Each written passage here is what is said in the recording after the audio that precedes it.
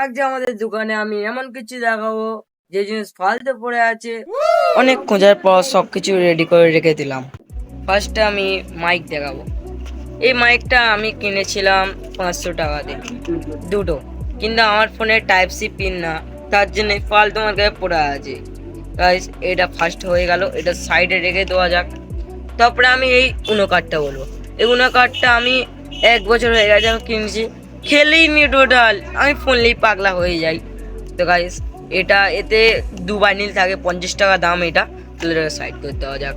এই ঘড়িটা এই ঘড়িটা আমার কমসে কম 300 টাকা আমি কিনেছিলাম।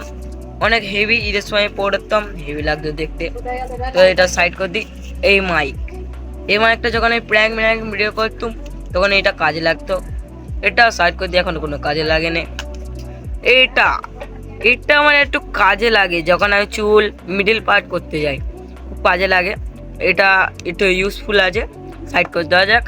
এই স্ট্রেট মেশিন কিনে আমার পুরো বাদ হয়ে গেছে, কোনো কিছু কাজই হয় না, স্ট্রেট করতে স্ট্রেটও হয় না চুল। আশা করি এই ব্লগটা তোমাদের মনে হয় ভালো লেগেছে।